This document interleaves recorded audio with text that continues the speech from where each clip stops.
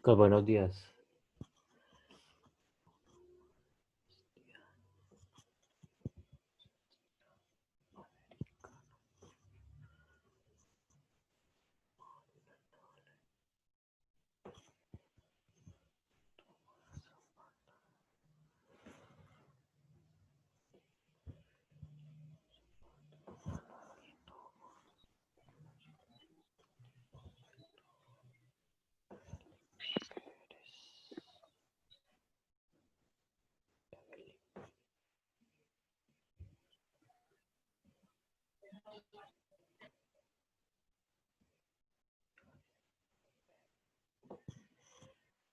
Steven Pérez, Angélica Vargas,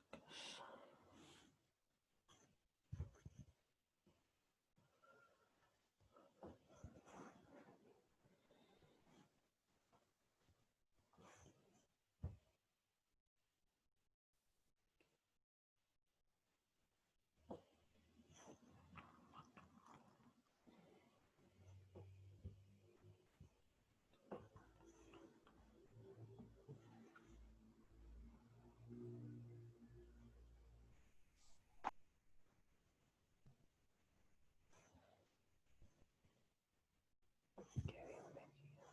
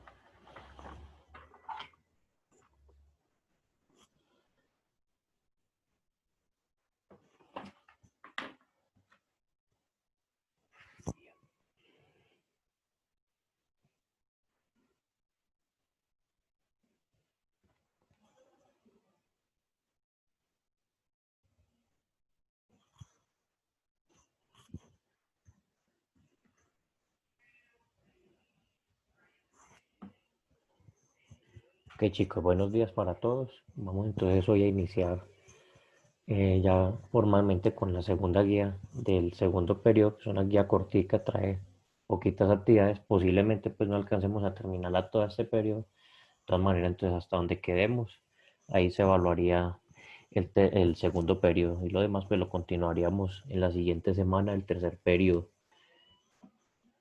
Entonces vamos a iniciar aquí.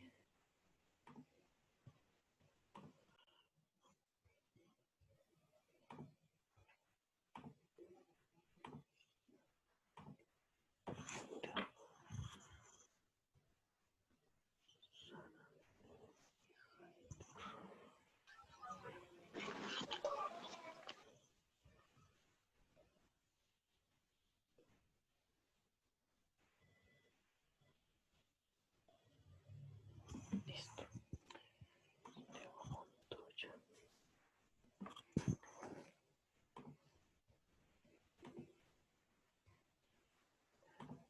Ok, vamos a iniciar viendo este videito entonces de introducción.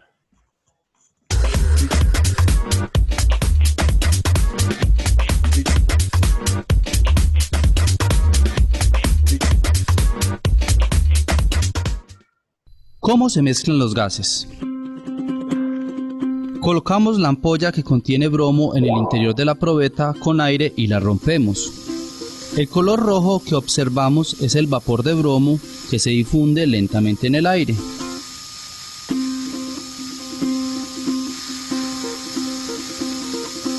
El bromo necesita 23 minutos para difundirse en el aire de la probeta. ¿Cómo es posible que una sustancia pueda pasar a través de otra? Toda la materia está compuesta por diminutas partículas en constante movimiento, llamadas moléculas. En un gas, las partículas están muy separadas y se mueven con gran libertad. En el experimento hemos dejado que las moléculas de bromo se difundan entre las partículas que conforman el aire. Estas, a su vez, obstaculizan al bromo y por ello la difusión es lenta. Si sacamos el aire de la probeta y dejamos caer de nuevo la ampolla, ¿el bromo se difundirá más rápido? La probeta se llenó instantáneamente. Ok, ahí nos muestran entonces un experimento de difusión. Es importante entender este tema de difusión antes de entender el tema de reacciones, que es lo que compete pues a esta guía y a este capítulo. Entonces, a grosso modo, ¿qué es lo que pusieron ahí? Una probeta que está sellada, una contiene inicialmente aire y la otra está al vacío. ¿Saben qué significa el vacío? ¿Algunos saben qué es al vacío? Sin nada, ¿no? Nada, nada. O sea, es decir, extraen el aire. Recordemos que lo que nosotros respiramos es aire. Eso no es vacío. El aire es un gas. Entonces, cuando dicen al vacío es porque no tiene absolutamente nada. O sea, ni siquiera tiene aire. Es como si fuera el espacio y en el espacio no hay ningún gas. Entonces, hay una que tiene moléculas de aire. Vamos a suponer que estos punticos son las moléculas de aire. Y la otra está al vacío. Entonces, en una, lo que hicieron fue en cada una hay una ampolleta con un gas de bromo, una especie de ampolleta con gas de bromo, y lo que hacen es reventarla.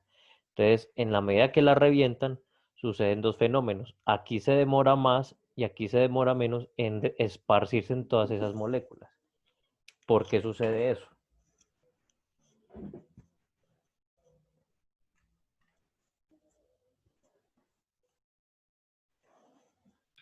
Por el aire no. ¿Qué pasa con el aire, Kevin?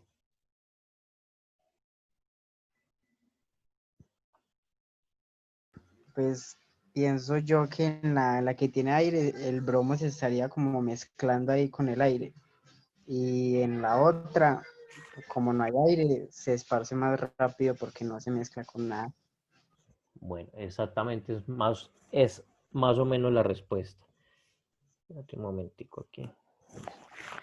Es como si estuviéramos, por ejemplo, tratando de ingresar al metro en hora pico. En hora pico sería pues con el aire ahí, un poco de personas ahí obstaculizando el paso. Entonces estalla aquí el gas de bromo y las partículas tienen que empezar a como a pedir permiso para empezar a esparcirse por toda la probeta.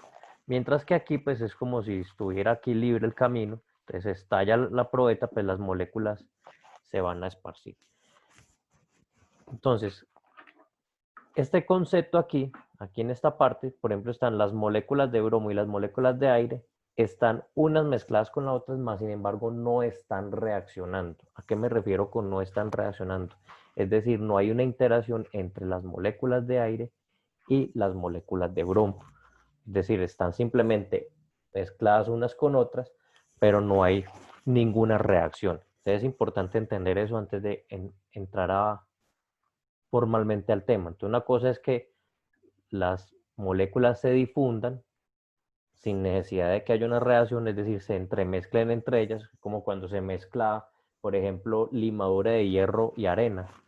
No sé si alguna vez en primaria o en años anteriores llegaron a hacer ese experimento, mezclar arena y limadura de hierro. ¿Sí lo llegaron a hacer o no? No, profe.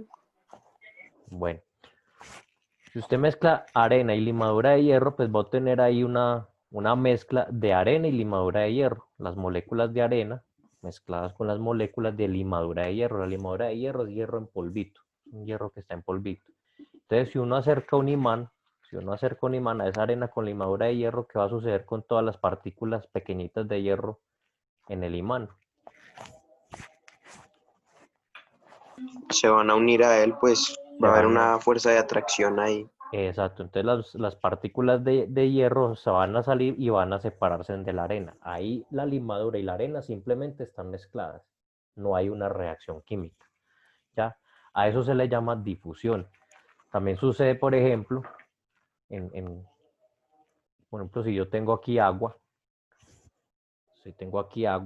y le dejo caer una pintura roja, le dejo caer aquí una pintura roja. ¿Qué sucede después de un tiempo de haberle dejado caer esa pintura roja? Se mezcla. Se mezcla y el agua se tiñe de rojo. Pero no es que haya habido una reacción química entre las moléculas de pintura y las moléculas de agua. Si miramos microscópicamente, vamos a ver que las moléculas de pintura se entremezclaron con las moléculas de agua. Están ahí todas revueltas.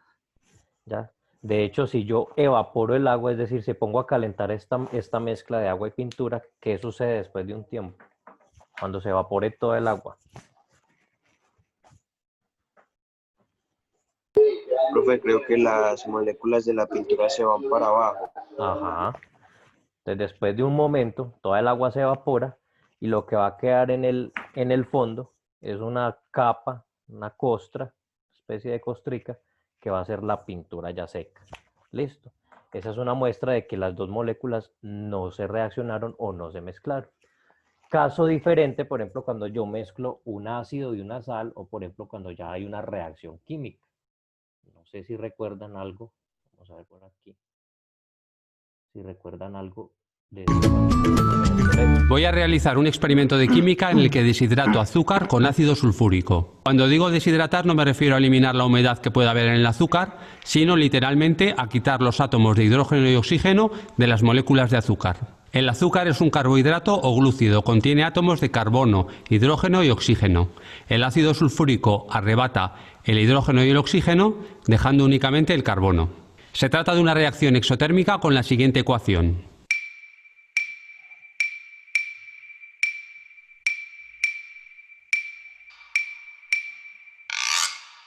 Es por ello que el ácido sulfúrico es tan peligroso, puesto que podría hacer lo mismo con nuestra piel o no te digo nada con nuestros ojos. Así que toda precaución es poca. Utilizaré guantes y gafas o máscara protectora. Además, realizaré el experimento en el exterior debido a que se desprende dióxido de azufre, que es tóxico e irritante. Peso esta cantidad de azúcar que tengo en este bote, unos 180 gramos, y le añadiré en torno a 90 centímetros cúbicos de ácido sulfúrico. Debe ser ácido sulfúrico al 98%.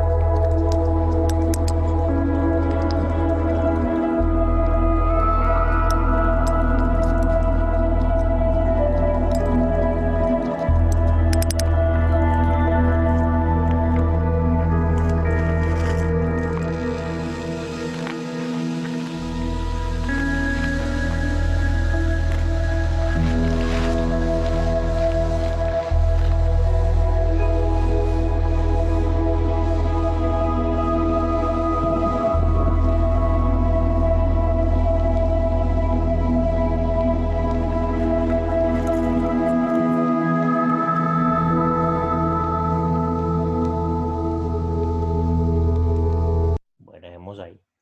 ¿Sí recuerdan eso en el laboratorio o no? Sí, eso olía todo maluco. Ajá. Bien, entonces ahí ya no estaríamos hablando de una difusión o una mezcla, ya ahí estaríamos hablando de una reacción entre dos sustancias. Ya ahí las dos sustancias, las moléculas entre sí estarían entrando a reaccionar. En ese caso, la molécula de ácido sulfúrico, la molécula de ácido sulfúrico, que es algo así por este estilo, es H2SO4. Eso es un azufre. Hidrógeno, hidrógeno y 4 oxígenos. Estaría aquí a reaccionar con la molécula de azúcar, que es una cadena de carbonos. Bueno, no las voy a dibujar todas. Entonces aquí, ¿qué es lo que sucede? el óxido, es decir, el oxígeno de este ácido sulfúrico entra a reaccionar con el carbono de esta azúcar, ¿ya? Y lo que se produce después de esa reacción, es decir, que aquí ya se están rompiendo los enlaces de la molécula, al final se obtiene carbón y unos gases, que es el gas de sulfuro de hidrógeno y monóxido y dióxido de carbono. Listo, esos son los gases que ustedes vieron cuando hicieron esa reacción. Y el carbono, que es el producto final, que es esa costra negra que queda lo último. Ya, ahí ya la materia está cambiando como tal. Entonces, ¿cuál es la diferencia entre una reacción química y una mezcla de sustancias? En la reacción química, ¿qué pasa con la materia?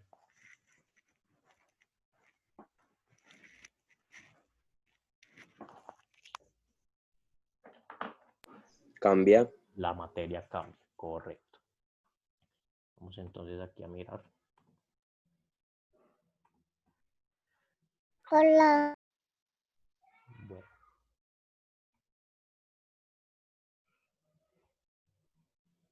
Entonces aquí formulan esta pregunta. ¿Es posible unirse bromo con algún elemento conforme la mezcla de gases de aire forme un nuevo compuesto?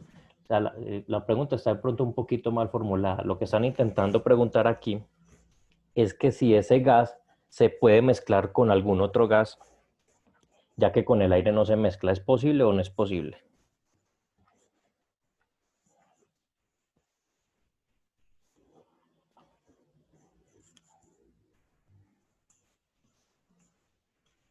Profe, yo creo que no, por lo que las moléculas de los gases son tan separadas.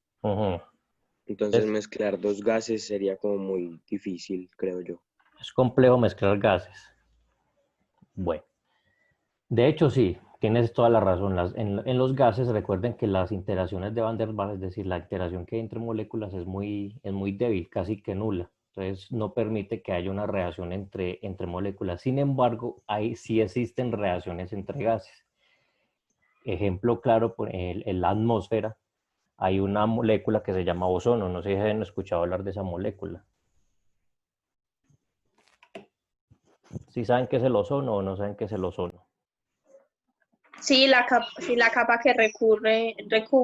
Exacto. Resulta que esa capa no salió ahí de la nada, no es gratuita. Resulta que esa capa, en el aire como tal, tiene una molécula que se llama el oxígeno, que son dos átomos de oxígeno. Resulta que la radiación ultravioleta, los rayos ultravioleta, ocasionan que dos moléculas de oxígeno molecular reaccionen entre ellas, produciendo trioxígeno. El trioxígeno es el famoso ozono. O sea que hay una reacción entre dos gases, ¿ya?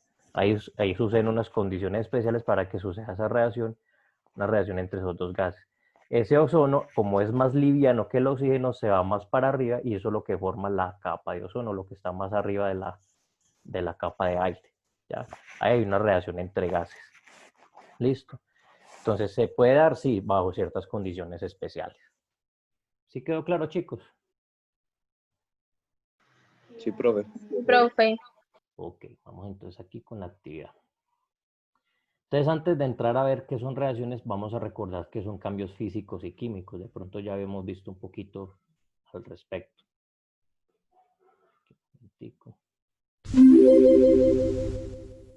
Perdón. ¿Qué es un cambio físico?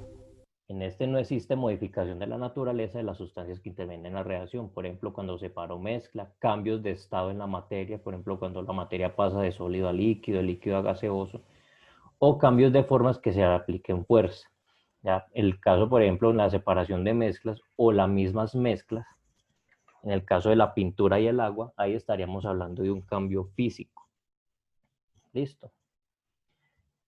¿Y qué es un cambio químico? Pues la palabra lo dice, es todo lo contrario. Ahí ya se está alterando la naturaleza de la sustancia, es decir, ahí ya las sustancias están entrando a jugar un papel importante, haciendo que cambien sus propiedades de los reactivos. Ejemplo, oxidación del hierro, la digestión, la fotosíntesis, el proceso de fermentación, o el ejemplo que les puse del ácido sulfúrico y el azúcar. Ahí ya hay una transformación de la materia. Entonces es importante entender esas dos diferencias. Bien. Espérame aquí un momentico. Entonces, según eso, entonces el derretirse un hielo, ¿qué tipo de cambio sería? Físico. Ese sería un cambio físico. Y el encender un fósforo, ¿qué tipo de cambio sería? Químico, no. Ahí sería un químico. Resulta que aquí el fósforo, la cabecita, tiene un componente que es una sal de fósforo, es un fosfato. Entonces, cuando le introduzco fuerza o le hago fricción, el calor hace que se produzca una reacción química entre el oxígeno y ese fosfato, y este fosforito se convierte en carbón. Entonces, ahí hay un cambio químico. ¿Listo? Bueno, ahora sí. Esperen que esto lo tengo aquí.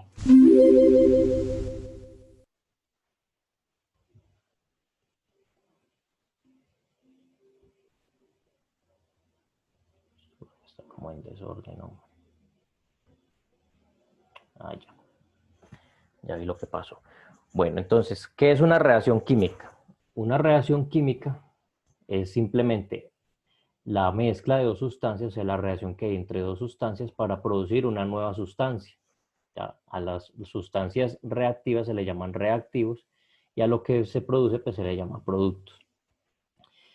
Entonces, de estas reacciones surgen a partir de las colisiones moleculares.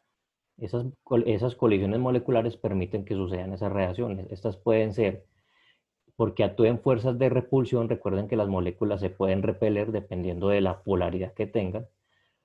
Pueden estar formadas por moléculas, sustancias que están formadas por moléculas neutras, es decir, no hay ninguna polaridad, y entre moléculas que actúan fuerzas de atracción. Hay moléculas que se pueden atraer.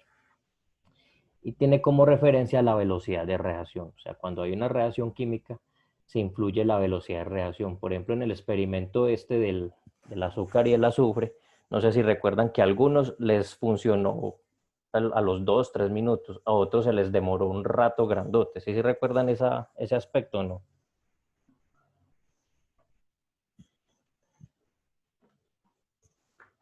Sí, profe. Ok, entonces a esos que se les demoró posiblemente fue porque de pronto echaron un reactivo de más que el otro. Es el que existen muchos factores en la velocidad de reacción de un compuesto. A eso se le llama velocidad de reacción. Está determinada por tres elementos: el catalizador, la concentración, la presión y la energía de activación. Entonces, ¿qué es el catalizador? Resulta que muchas veces las reacciones químicas necesitan de un elemento o un tercer agente ahí que entre a acelerar esa reacción. El caso de ejemplo, el ejemplo que les explicaba yo acá, por ejemplo, el oxígeno como tal, el gas de oxígeno como tal, entre él no va a reaccionar así por sí solo. Aquí en este caso necesito de qué cosa, ¿qué era lo que significaba esto? La radiación, creo. La radiación. Ahí necesito de un catalizador llamado radiación. Si no existe esta radiación, esta reacción entre estos dos oxígenos no se puede dar.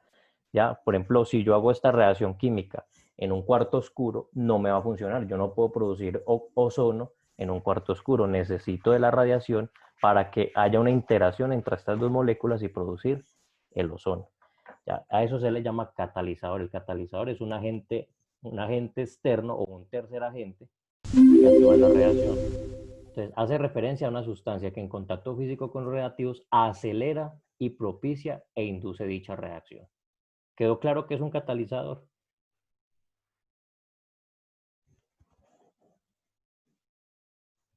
Chicos, ¿quedó claro que es un catalizador? Sí, profe. Listo. ¿Quién me recuerda entonces qué es un catalizador? Profe, es como un elemento que sirve para acelerar la reacción química de los... Esa es la respuesta. Es una sustancia que se utiliza para acelerar la reacción química. ¿Qué es la concentración? Resulta que no, cuando yo hacer una reacción química no es simplemente mezclar las cosas por mezclar. Vamos a mezclar ácido sulfúrico y azúcar así en la cantidad que a mí me dé la gana. No, eso tiene una fórmula, por decirlo pues en palabras más precisas. Es decir, que tiene que haber cierta cantidad de una sustancia y cierta cantidad de otra sustancia para que la reacción se dé de manera adecuada. Entonces, el aumento de concentración de los reactivos aumenta la probabilidad de choques entre las moléculas de reactivos. Por esta razón, puede reaccionar rápidamente.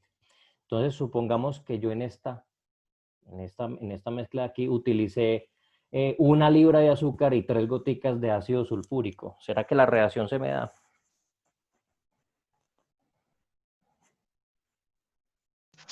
No, yo no No, creo. profe. ¿Por qué no se puede dar?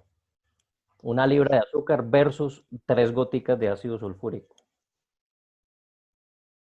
Porque es muy poquito para 3 libras.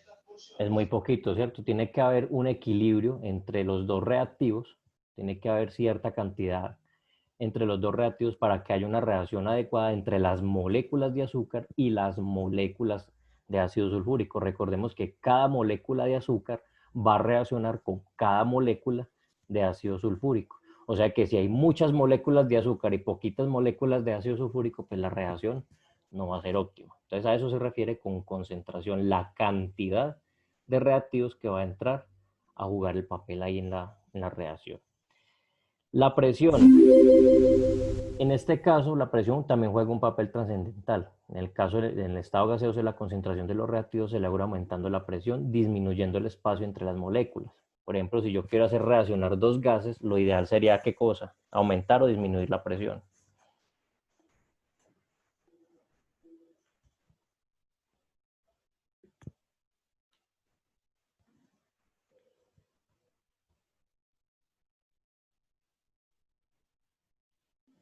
Se quedaron mudos. Creo que aumentándola.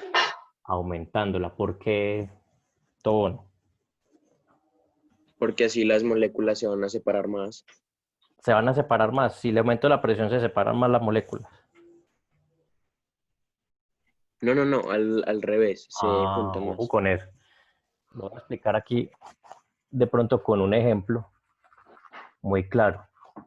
No sé si alguna vez han jugado con una jeringa, obviamente sin la aguja, no lo vayan a hacer con aguja, con una jeringa tapándole el huequito de abajo e intentando oprimir la jeringa con el huequito de abajo tapado, o sea, intentando oprimir que el gas de aire que hay ahí adentro se comprima. ¿Lo han hecho o no lo han hecho?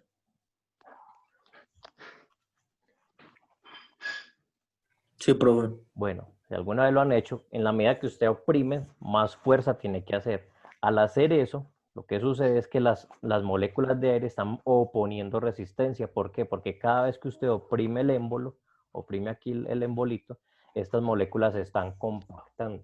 ¿Ya? A eso se le llama presión. O sea, cuando yo estoy compactando esas moléculas, estoy ocasionando presión. En los gases, las reacciones químicas funcionan mejor cuando están a una presión alta, porque las moléculas están más juntas, están intentando hacerse más juntas. ¿Listo? Entonces ahí el factor presión es importante. ¿Listo? Y por último, la energía de activación. Por ejemplo, todas las reacciones requieren de una energía. ¿Quién me da un ejemplo de energía de activación? Hay un ejemplo, pero fuera de ese.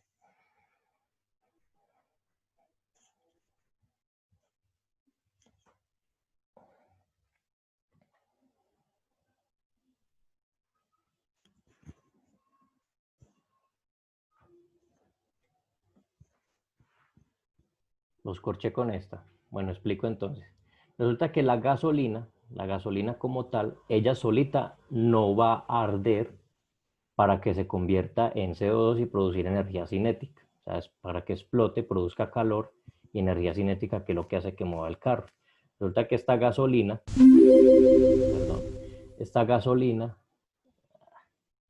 necesita de una energía de activación, es decir, necesita de un agente que introduzca el oxígeno y queme la gasolina. Entonces, cuando yo quemo la gasolina, sucede una reacción química que produce CO2 y energía térmica, es decir, produce calor, haciendo que se mueva el vehículo.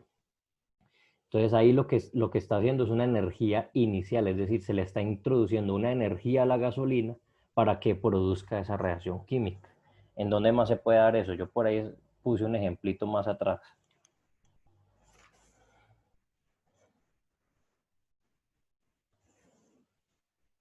¿Cómo, profe? ¿Cuál fue la pregunta? Otro ejemplo en donde yo le tenga que introducir energía a la reacción para que suceda esta reacción, una energía, un calor.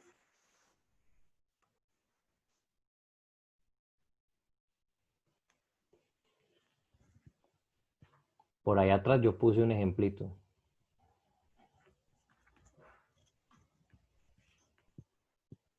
A ver si se los vuelvo a mostrar por acá. Creo que, por ejemplo, cuando, digamos, uno va a encender una estufa de gas, Ajá, dígame, ¿qué sucede ahí? uno necesita, pues, de un catalizador que creo que en este ejemplo sería el fuego. Bueno, ahí no se le llama catalizador porque el fuego no es una sustancia. El fuego es simplemente oxígeno reaccionando. Pero en principio el ejemplo pues, es claro. La estufa, para usted poder poner a reaccionar el gas y producir calor, necesita una ignición. En ese caso lo da la chispa. Hay algunas estufas que funcionan con chispa. O en el caso en un fósforo encendido.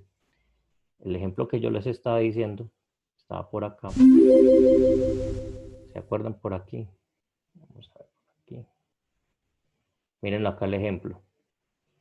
Aquí en este ejemplo, en el del fósforo, hay una energía que se le está dando al fósforo. Esa energía se la estoy dando yo. Una energía de activación que ocasiona que la reacción suceda. Es decir, hay una energía externa que hace que el fósforo se encienda, se oxide el fosfato y produzca el fuego.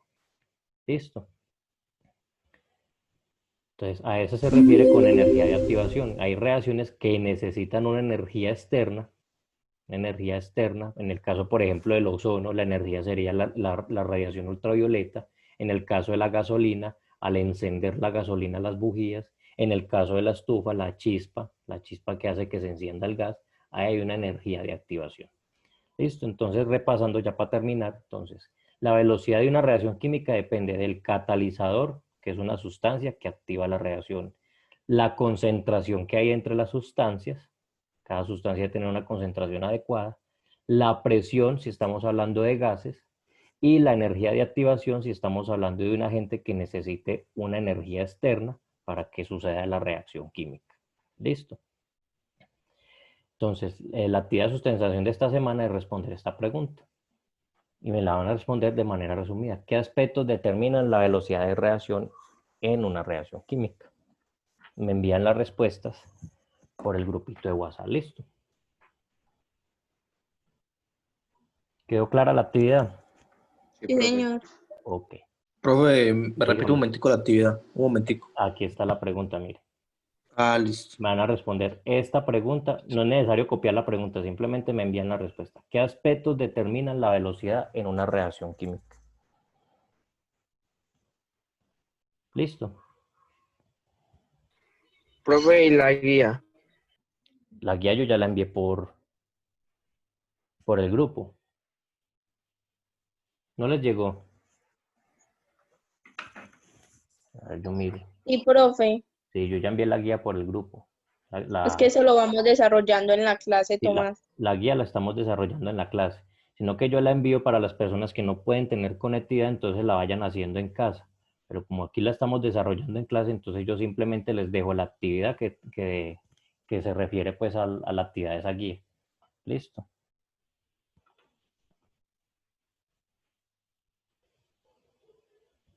Bueno, chicos, entonces si no es más que agregar, recuerden que esta actividad es de plazo de 8 días. Estamos ya en la semana 11.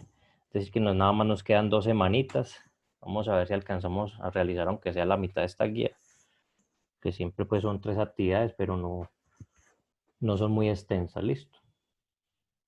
Bueno, chicos, que tengan un feliz día. Profe, listo. Estamos hablando. Listo, pues. Chao, profe.